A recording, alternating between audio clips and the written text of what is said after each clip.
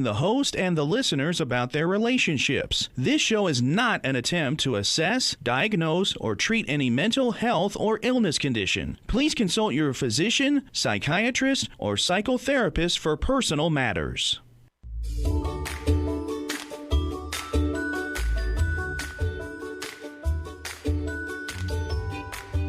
Inner Voice, a heartfelt chat with Dr. Foojan.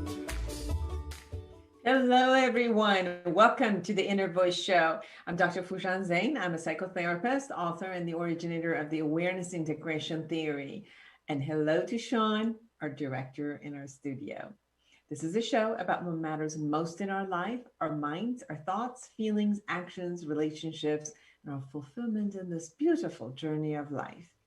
Today, I will share with you the tip of the week about how to share power and allow others to be powerful around you. I will share with you the latest research from University of Reading about engaged listening techniques such as eye contact, nodding, and using keywords to praise openness helps teenagers when they are admitting bad behavior and share hurt feelings with their parents. So all you parents need to listen to this. I will answer the question of why are our relationship transactionals in the Ask Me segment, which I'm really thankful to all of you who send your questions. And then I'm excited to bring you Terri Lonowski. She's an accomplished thought leader whose body of work in evolutionary communication is impactful and deeply relevant given today's chaos and loneliness in pandemic. She has created the Soulful Listening approach made up of 5 simple, easily repeatable elements to create deeper connections. Please subscribe to my YouTube channel and podcast and connect with me through all of the social media, Instagram, Twitter, LinkedIn, Facebook. And I love to hear from you. But first, here's the tip of the week.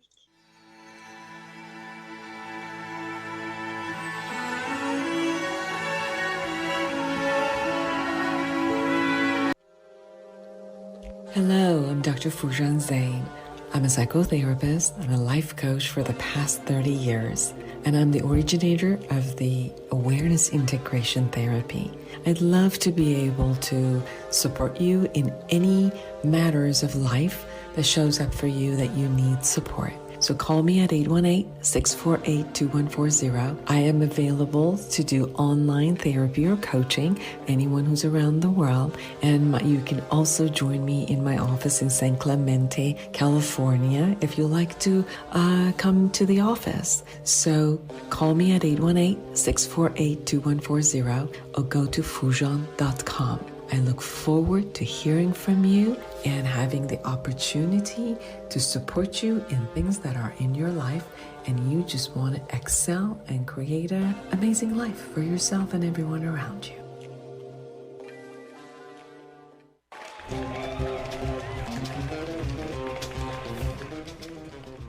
Here is the tip of the week. Now, there are times in our relationship when we feel powerful and at times powerless. At the beginning stages of our relationship, we may feel powerful in the way we have someone attracted to us and are willing to do anything for us to be near us, and yet powerless when we are vulnerable and feel attached and hope that they don't leave us. As the relationship moves to the next phase, we might feel powerful in negotiating and getting our way, yet feel powerless when our partner does not budge and we need to give in. We might feel powerful when we care for our mate, yet feel powerless when we need to depend on them to take care of us. It appears that in any healthy relationship, there is an element of power that is experienced, and that experience is like being on a seesaw. Sometimes you're up, and other times you're down. The fun of playing on a seesaw is for each participant to be willing to go up and down and allow the partner to lead at times. The moment that one partner insists on holding to the seesaw by sitting on the ground and not allowing the balance to go up and down again, or for the balance to get created right in the middle, the game is over with resentment, since the other partner is stuck in the air and is at the mercy of their partner to make all the choices. But a seesaw can be fun, it can be play, it can be allowing each one of us to have the upper hand and lower hand and go up and go down and play and enjoy time as we go through experiences together. The beauty of being in a healthy relationship is for each partner to feel powerful on their own, in their own world, and share the power, empower each other, allow their vulnerabilities to be shared, and rely on their partner's power to empower them. For this interaction to go smooth, partners need to feel safe with each other, knowing that the power that is experienced is not threatening in any manner, knowing that the power is being asserted for the benefit of us, not one over the other. If you're afraid of losing power in your relationship, follow these steps. Access your inner power. Be realistic about your abilities. Be aware of what you can and you cannot control. Focus on what is in your domain of influence or control. That is where you're powerful. Own your power. You don't need to prove it. Just own it and live it. Allow your partner to be as powerful as you are. It's much more fun that way, I promise you. Be realistic about their abilities. Don't expect something that they just don't have. Grant yourself and them to be as great and powerful as you are and can be.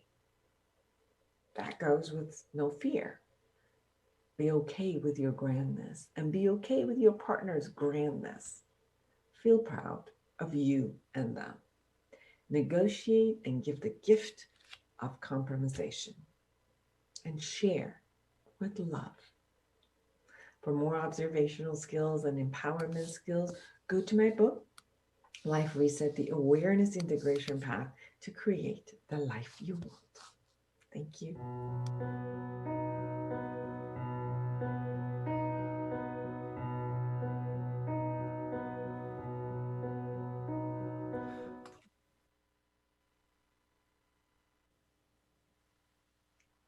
Thank you for all the questions that you send. I love it.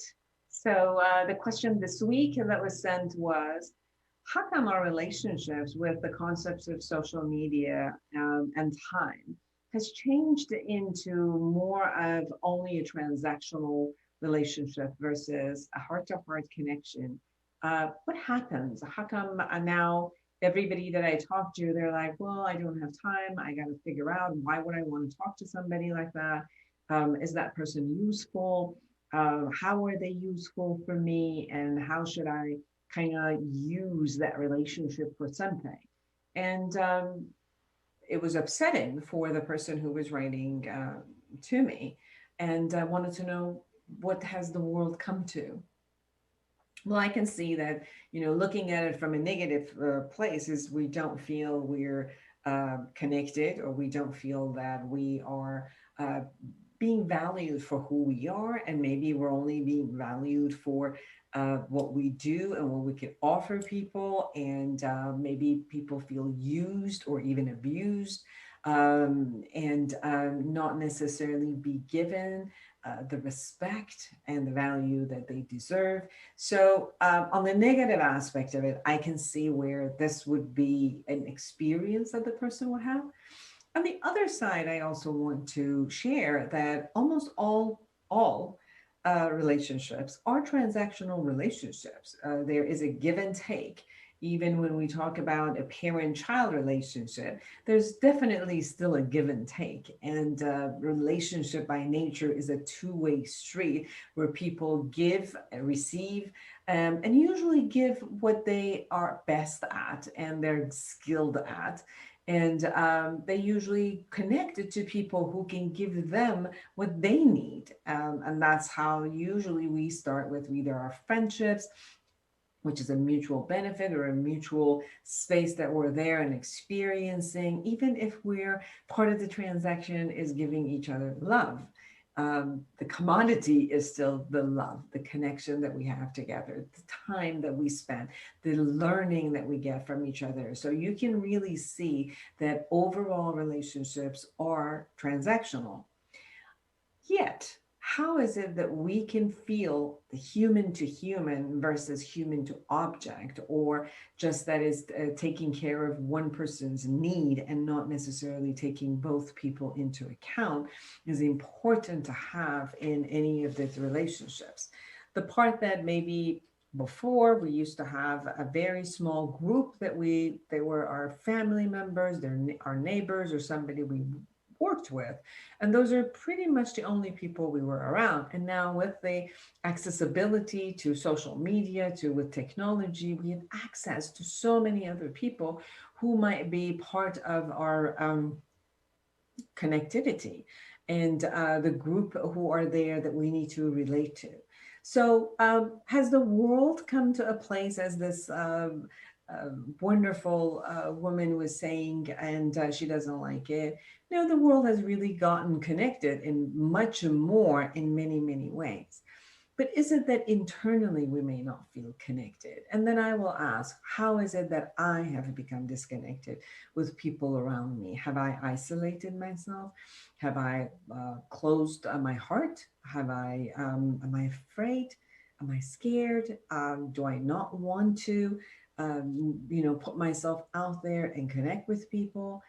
Is it that the concept of feeling used or abused is something that I've experienced my life? Maybe I have been used and abused before and I'm not complete with that. Maybe I don't know how to set boundaries appropriately, or don't know how to assess how to, spend my time, the limited time that I might have into different types of relationships. And then what is it that I can agree upon in relationships where I can see that both of us are being fulfilled in this relationship? So it's important to see what type of relationships I have, and what do I want to create in each one of these relationships. What do I want to create with relationship with myself? The time that I have alone. What do I want to create when I am in relatedness with my romantic partner, my mate, my husband or wife? What is it that I want to create with my family members, my children, my siblings, my parents, my cousins, and then my friends, and then people who I know at work or people who I socialize with? Who are the other people who I network with, which is basically just for the matter of work and connecting with each other in the area of career. So if I can see all of these areas and have a defined space of how I can be and create something within that space, then it's much easier to communicate, clarify my relationship and the nature of the relationship with whomever is in my life. And when I'm clear, then I can articulate what my needs are and what this relationship can be, and negotiate and co-create that relationship with the other person. So the expectations can be much more clear and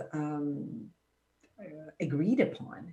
And therefore, it could be a space where people can grow together. And if there's unfulfilled expectations, maybe they can talk to each other and clarify and kind of like complete and reconnect, so that this kind of feeling left out, only used and abused when needed, and not felt like I'm being seen or heard, it's going to be minimized in any of those relationships. So I hope that you create first a love towards yourself, and then get clear with your intentionality of what it is you want in a relationship, communicate and create it, and be selective, be very selective with the amount of time and energy that you have in how you're going to share your love, your essence, and who you are, and the gift that you have.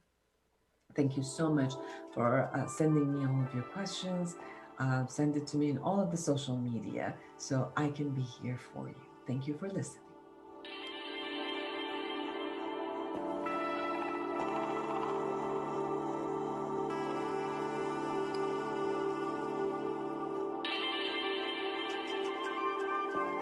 Here's the latest research. Engaged listening techniques such as eye contact, nodding, and using keywords to praise openness helps teenagers when they admit bad behavior and share hurt feelings with their parents.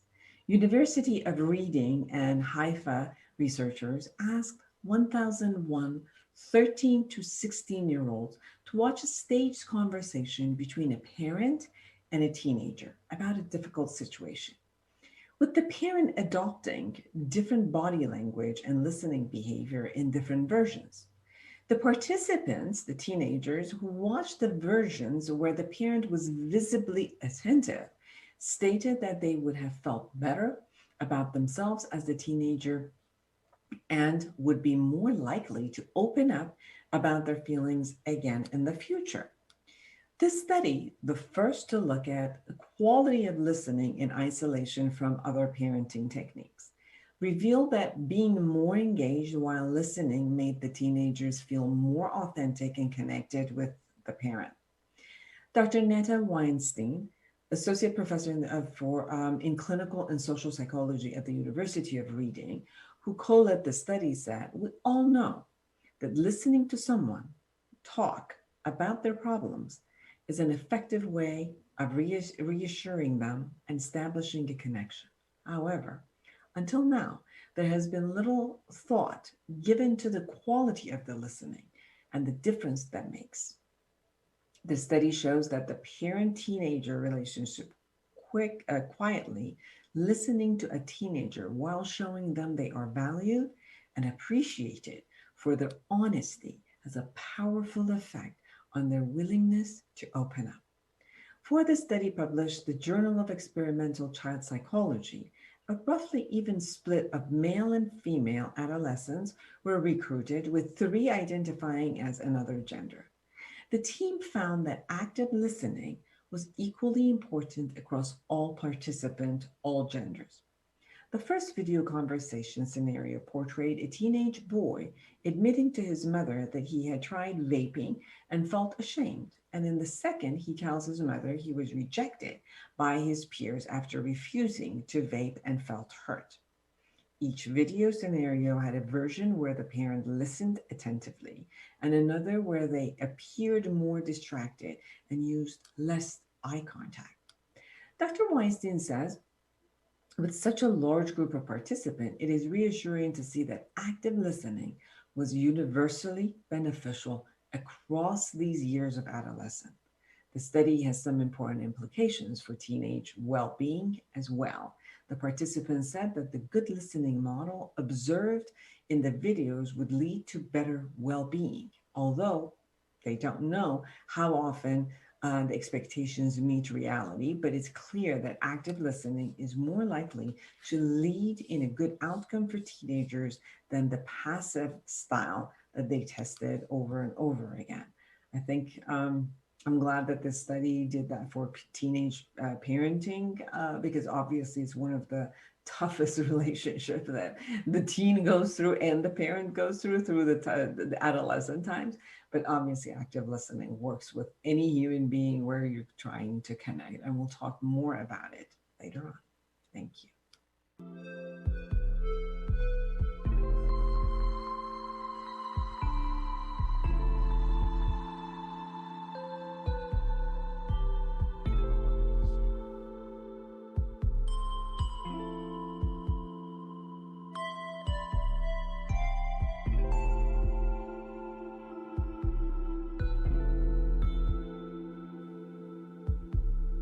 Hello, everyone. Welcome back. I'm Dr. Foojan Zain, and I am excited to have Terri Lonowski with me. She's an accomplished thought leader whose body of work in evolutionary communication is impactful and deeply relevant. Given today's chaos and loneliness pandemic, Terri had the privilege of participating in 2 events held at the White House, showcasing projects which embraced empathy and design thinking. Through this, along with her own loneliness journey and significant professional contributions, she created a Soulful Listening, approach made up of 5 simple, easily repeatable elements to create deeper connections. Welcome to the show, Terri. I am so thrilled to be here, Dr. Foojan, and I am excited for our conversation today. We were just talking, and we talked about the loneliness pandemic, and the journey that you had gone. And I was just sharing with you that after almost 2 years, I had the opportunity to go to a wedding, and this concept of the togetherness and play and dancing. It was like dancing nonstop for about 3 hours. My body ached, and that joyful concept of connection and reconnection, just being face to face, being in the close vicinity, and it kind of like connecting through dance and music. It was just a joy, and I was sharing that with you. And as I was reading your about you, it brought that for me again, in how much the concept of connection is important. And one of the ways that you're bringing this into the world through your work is through listening and communicating and bringing that connection. So share with us about you and what got you into this way of connecting. Oh, thank you for that question. It's as though my entire life has led to the creation of what I now call soulful listening. And what inspired me was becoming aware of the depth of loneliness and the pain and disconnect that people are experiencing right now. And the cost to us all is devastating. People are literally dying because they do not feel connected. They feel so isolated and alone. And you just described such a beautiful experience where you connected with people and played. And I'm sure that you felt even more alive after that. And there's a reason for that. Our very human nature is designed to thrive when we feel connected and seen and supported by others. And so that is what led me to, really examining my own life and my loneliness journey, and to find out really on a deep level what helped me to thrive despite the odds. And it takes me way back to my childhood. And I grew up in a small country town of Auburn, Nebraska, population about 3,000, and lived on the second floor of a mansion. And I say second floor because my family had turned the first floor into a bustling restaurant with banging and clanging and late night bar crowds beneath my bedroom every night. And there was a sense of chaos in my experience as a youth. And what I wanted more than anything, without even being able to name it, was to be seen and heard by somebody else. That certainly was not happening in my immediate family. However, I was so fortunate that there was one person who did, and that was my grandma Helga. And in her presence, I felt safe and seen and understood. And it was as though the rest of the world had disappeared when we were together. And that became so important countless times throughout my youth. And one conversation in particular was critical to the trajectory that my life took. And it's after my high school guidance counselor had met with me and kind of announced his impression of what I should do. And he said that I was a small town girl and I would get lost in a big city like Lincoln, Nebraska. And so I should become a secretary and work for my family's restaurant. Okay. Which would have been a death sentence for my spirit and my abilities. And fortunately, I was able to bounce that lie off of Grandma Helga, and she, with grace and poise, simply said to me, Terri, look at all I've done without education. Think of what you can do with it. And at that moment, the trajectory of my life shifted dramatically. And through her emotional support and a boatload of student loans, I went on to earn a master's degree in educational psychology and go on and contribute in some of the ways that you had already mentioned. And so when I was looking back, I thought, what is it that made her so available to me and others? that were around her, and it really drilled down to the fact that she exercised great self-care. And that looked like the type of literature that she read, her social network, her expressing her artistic side, her taking care of herself emotionally by spending quiet time. So when she entered into a conversation, she was coming from a position of overflow. And so you could relax in her presence and really bring forth authenticity. And then she had the wisdom because she had continued to work on herself, and the love. When she would smile, it would just light up the room. And so as I was, looking at how might I share this gift with others, it really became important to underscore the importance of self-care so that we can fill our own cup up and be available to others and to ourselves. And so that is the first element of soulful listening. You talked about the state of overflow. Can you share a little bit about what you mean by this state of overflow? Absolutely, absolutely. When just think to a time when you have been depleted. You have been, working hard, or your obligations in family and other parts of your life have just drained you. At that moment, you are in survival. And so when we're in that position, it's very difficult to be fully present with another person and access all of our greater intelligence to be able to be there for another person and to maybe have their back in a way that is meaningful. Yeah, so that's what I mean by that. So as I'm hearing you about the overflow is that when you have taken care of yourself, and then you come from a place that I'm full.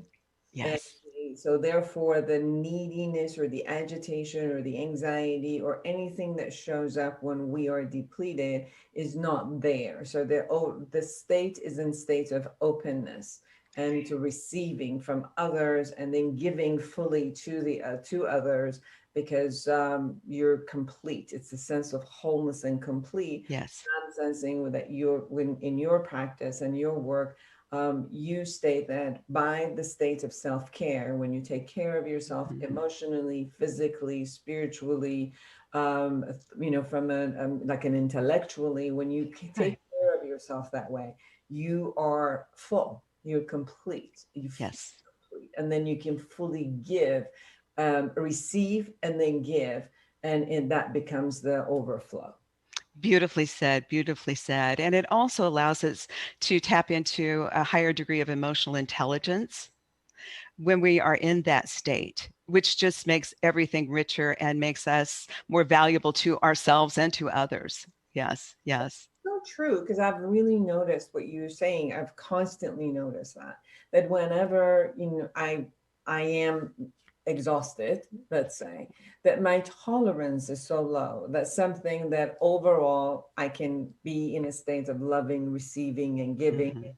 When other people are in their state of agitation or demand or whatever they are, that I can handle this with such a grace. And when I am completely exhausted, my way of boundary setting becomes very harsh because I just have no tolerance for it. Right, and therefore it's a pushback. It's like, stop, yes. stop. Or the other side, like I would also see you and then say, could you please do it another way? And I could be graceful about it. So the essence of self-care becomes so important, not only for us, but in the interrelation that we have with other people. Yes, yes. And you kind of segued into the second element of soulful listening, and that is to become fully present. And I'm sure we've all been in conversations where you can almost see the cartoon bubble above somebody's head with their laundry list of everything else that they're thinking about. And we pick up on that. We know that. And so when we become fully present and we take care of ourselves, we bring a quality of grace and compassion into every interaction. Yes. And sometimes becoming fully present people may feel like, oh, that's so abstract. What does that even mean? And so I would like for us to do something right now that I do on a fairly regular basis before entering certainly a high stakes conversation. I'll take 3 deliberate breaths. So we can do that right now. And we're going to breathe in and we're going to hold and we're going to breathe out. We're going to do this 3 times. And while we're doing it, we'll notice the warmth in our heart area. So let's just go ahead and do that right now. Take a breath in, hold, release. One more time. Take a breath in, hold, release out through your mouth. And the 3rd time, take a breath in, hold, and release.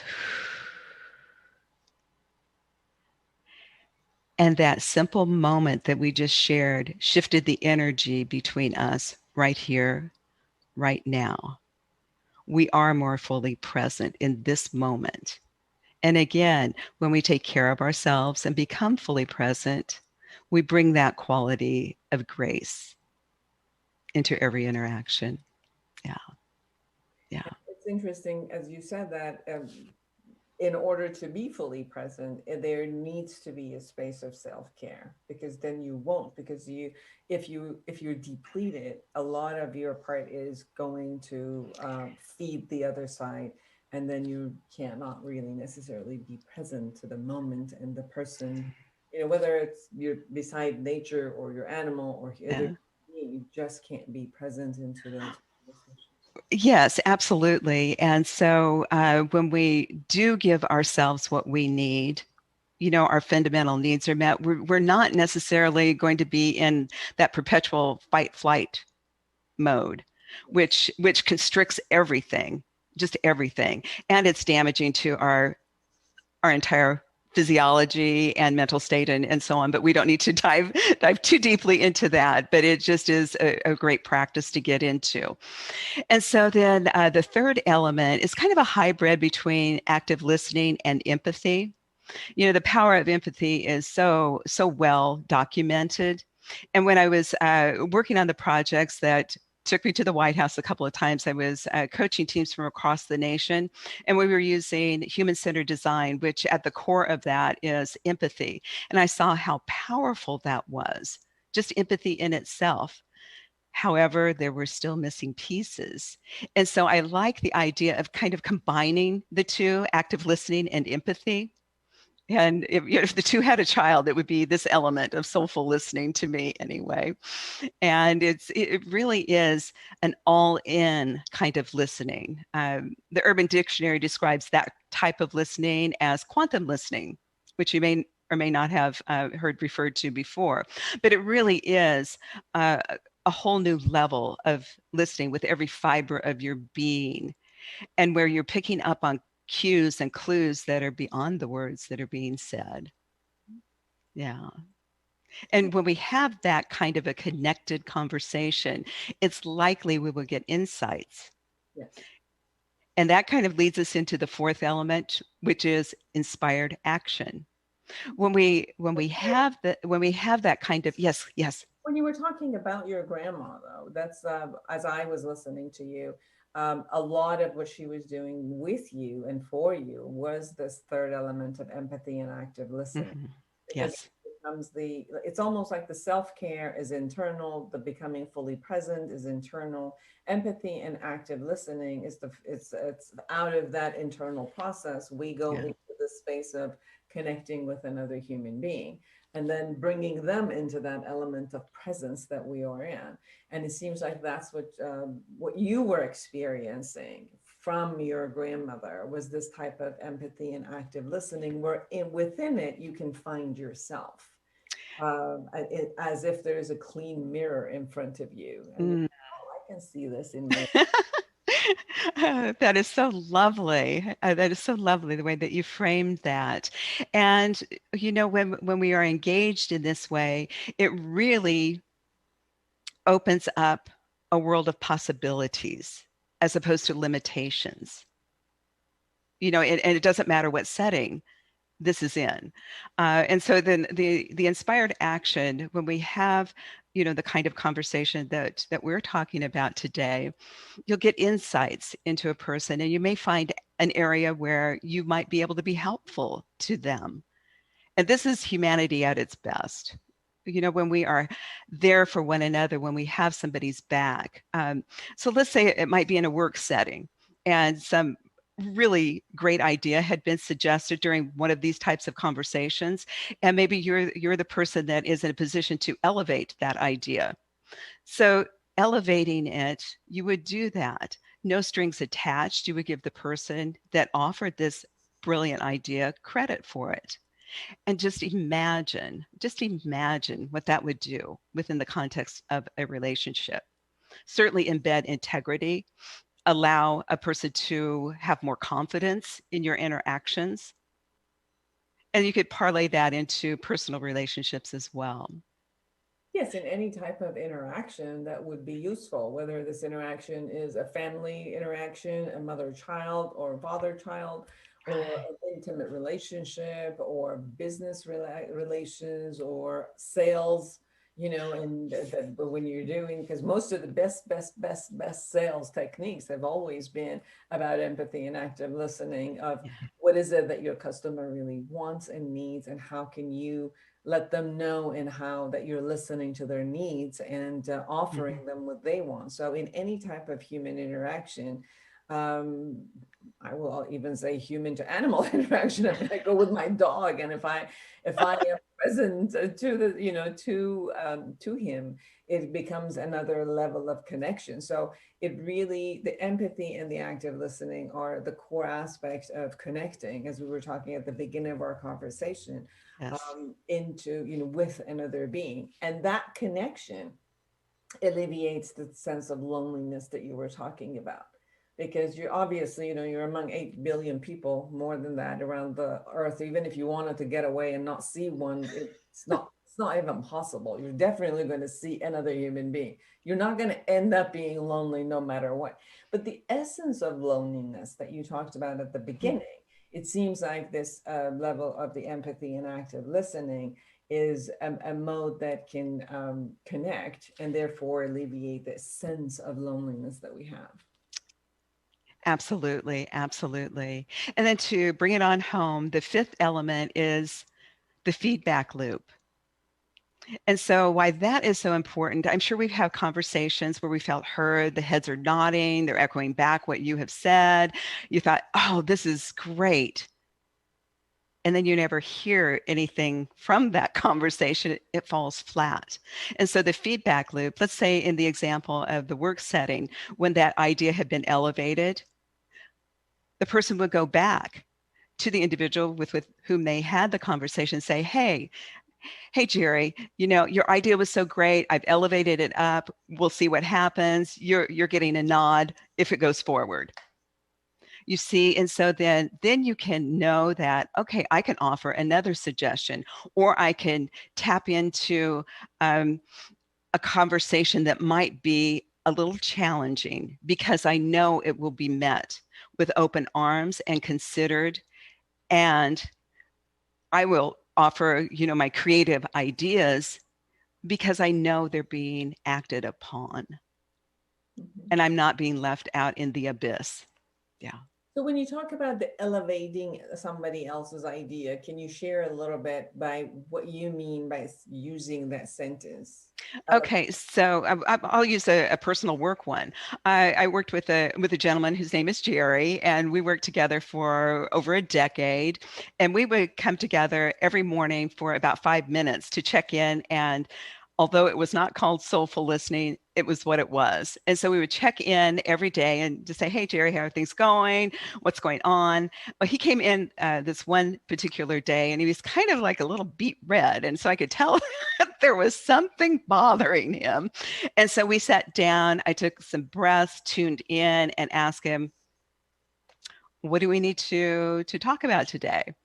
And as it had turned out, we worked for a satellite office of a very large national organization, and he was being saddled with doing repeated reports that duplicate information was on all of the reports, and he had just about had it.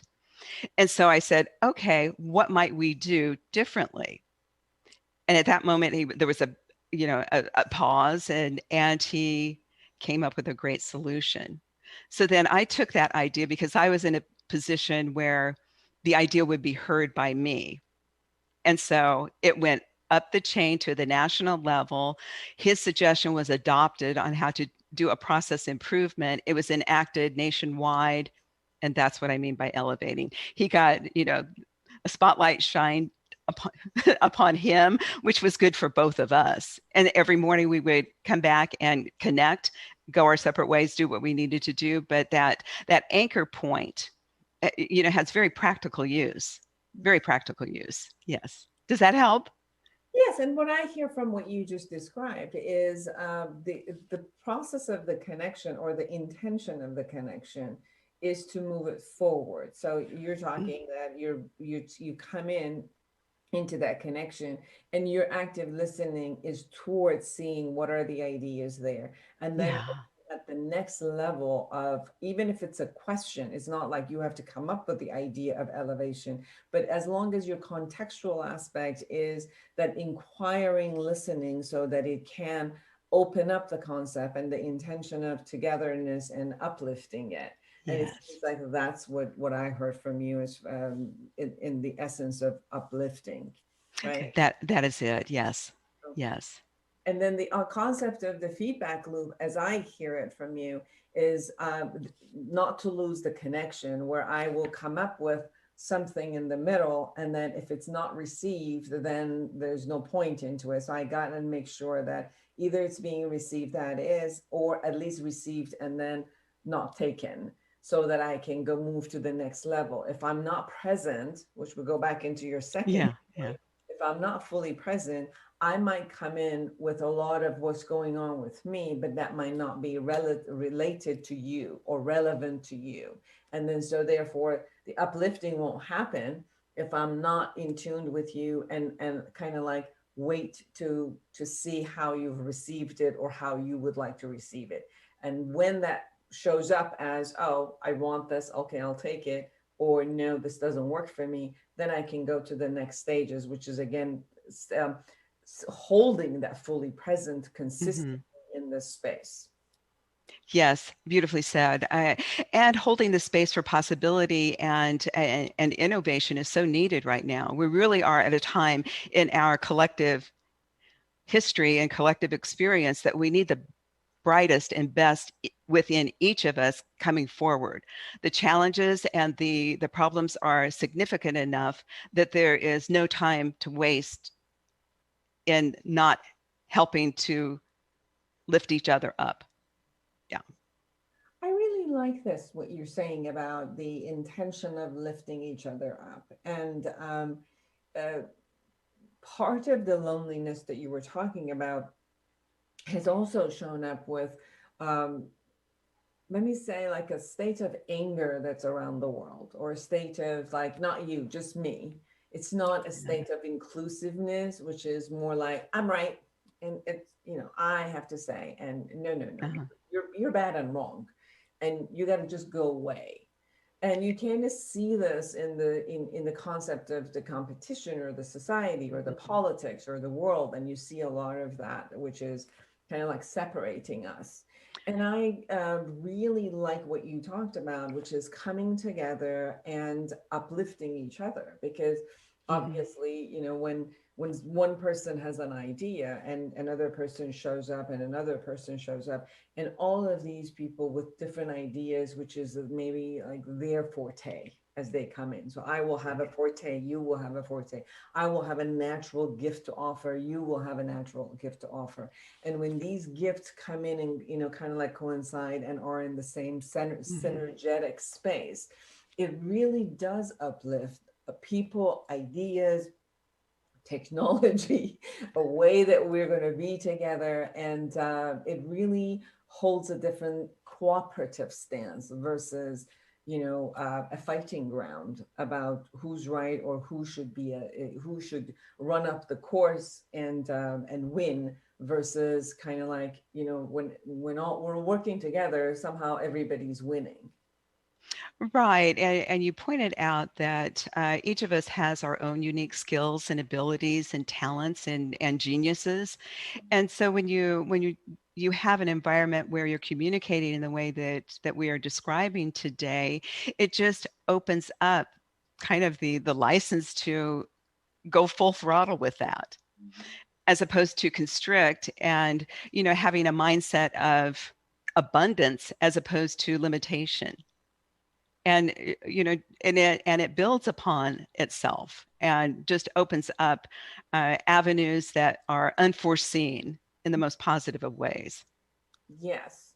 So I want to just to make sure and go over these five simple. Well, they're not simple, but they're very, very articulated steps, repeatable elements. And you talked about self-care, and then you talked about becoming fully present, and then empathy and active listening, and then inspired action, and then a feedback loop, right?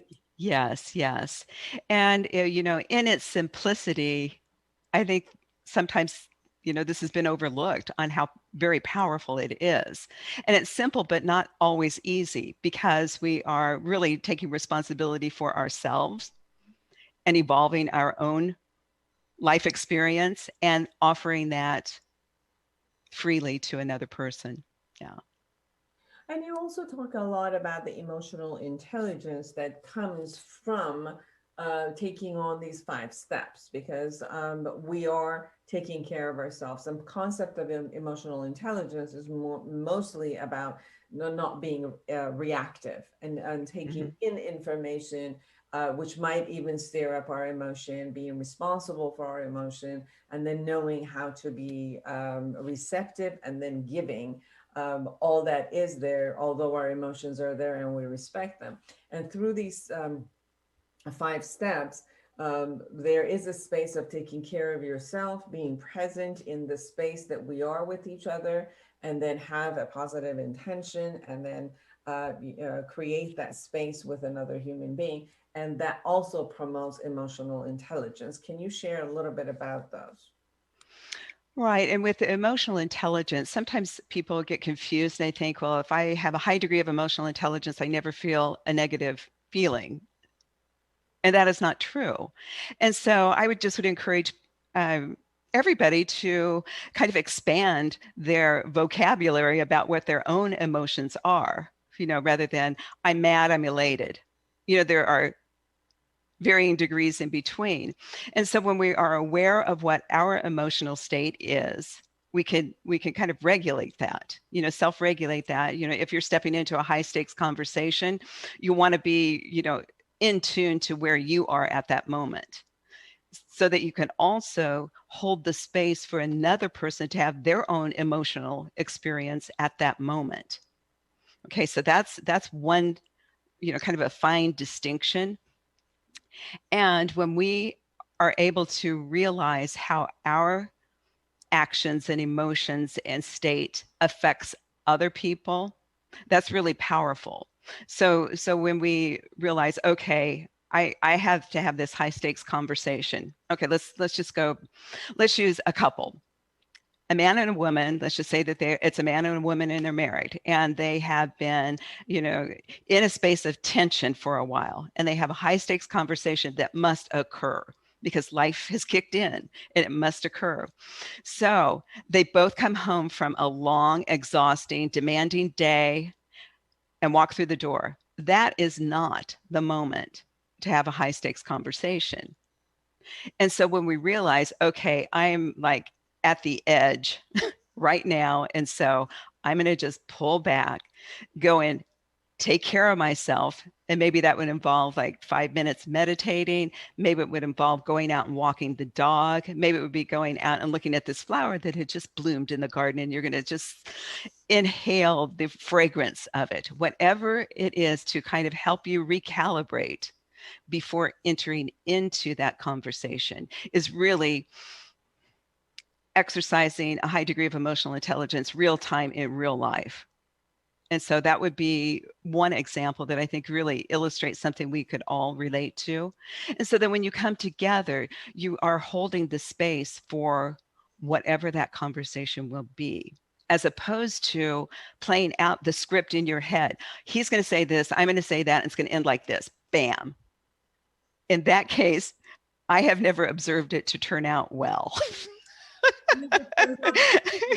You intended it. There's no way that Yeah. the scenario that you have in your head is going to turn out. You might actually do the rehearsal of any lines that you've had in your head, but unfortunately, the other person is not going to follow your script as you have it in your head. So it's going to be a very disconnected conversation. Exactly, exactly. And so when we enter where we have calmed our nervous system down just a little bit, even if you ratchet it down like 20%, you're better off than when you went in full throttle, furious, already convinced of how it was going to turn out.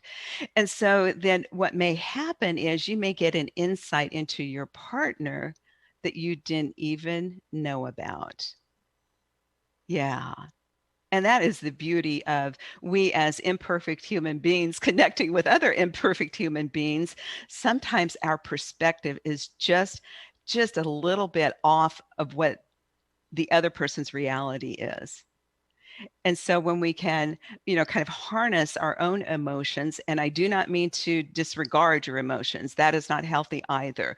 It's being appropriate in how you process them for yourself.